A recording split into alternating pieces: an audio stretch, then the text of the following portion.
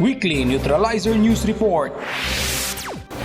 Magandang araw Pilipinas! Kasamang Neutralizer Aguila Troopers, aming ihatid ang mga balita mula sa isang linggong kaganapan sa 73rd Infantry Neutralizer Battalion, 10th Infantry Aguila Division, Philippine Army.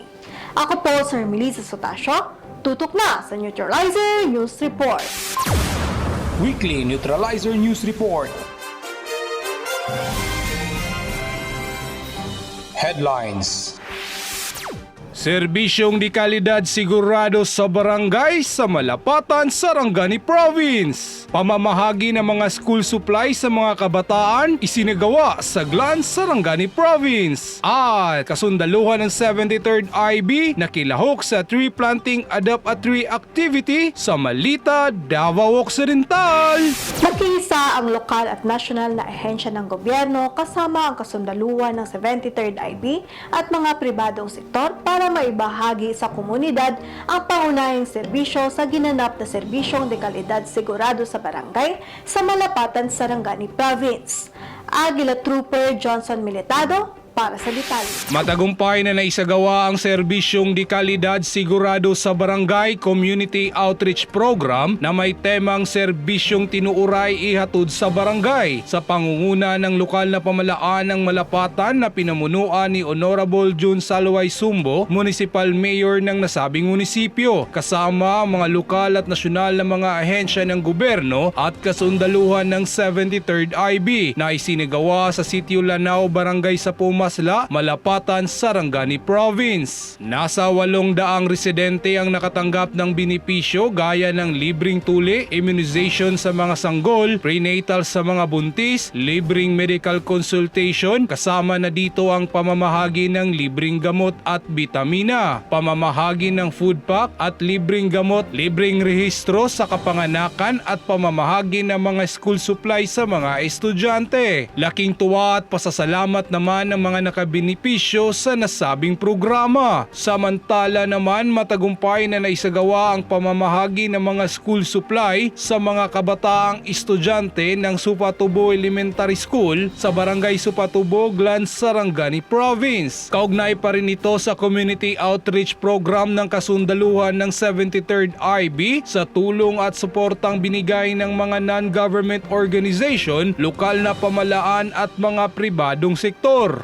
Layunin ng nasabing aktibidad ay upang mabigyan ng inspirasyon ng kanilang pag-aaral para sa kanilang kinabukasan at pinapadrama sa bawat estudyante at mga magulang na handang tumulong at nakasuporta palagi ang gobyerno para sa kapakanan at kinabukasan ng bawat estudyante. Nasa mahigit 160 na mga estudyante ang nabigyan ng pagkakataon na magkaroon ng bagong kagamitan sa kanilang pag-aaral. Makikita ang saya at tuwa ng mga kabataang estudyante sa kanilang natanggap. Ang aktibidad na ito ay isang pagpapatunay na ang ating gobyerno ay nagsisikap na mapaabot ang mga pangunahing serbisyo sa komunidad tungo sa maunlad at kaunlaran ng bawat Pilipino. Mula dito sa probinsya ng Sarangani Province, Aguila Trooper Johnson Militado para sa Neutralizer News Report. Weekly Neutralizer News Report. Ngayong buwan ng Oktubre, pinagdiriwang natin ang Indigenous Peoples Month.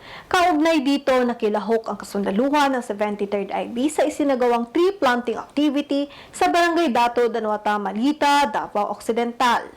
Aguila Trooper J. Garcinelia para sa detalye. Nakilahok ang kasundaluhan ng 73rd IB sa isinigawang tree planting adopt a tree activity sa pangunguna ng National Commission on Indigenous People, Davao Occidental, kasama ang mga lokal at nasyonal na mga ahensya at kasundaluhan ng 73rd IB kaugnay sa pagdiriwang ng Indigenous People Month at commemoration of the 26th April Law na may temang pagpapayaman ng pamanang kultura at katutubong yaman tungo sa mas maliwanag na kinabukasan para sa bagong Pilipinas na isinigawa sa Ayada Site, Sitio Chugbulan, Barangay Dato Danuata, Malita, Davao Occidental. Layunin ng nasabing aktibidad ay pagsuporta sa National Greening Program ng ating gobyerno upang mapangalagaan ng maayos ang ating kapaligiran at maiwasan ang mga landslide at pagbaha. Nasa mahigit 800 punong kahoy ang naitanim ng mga partisipante ng nasabing aktibidad.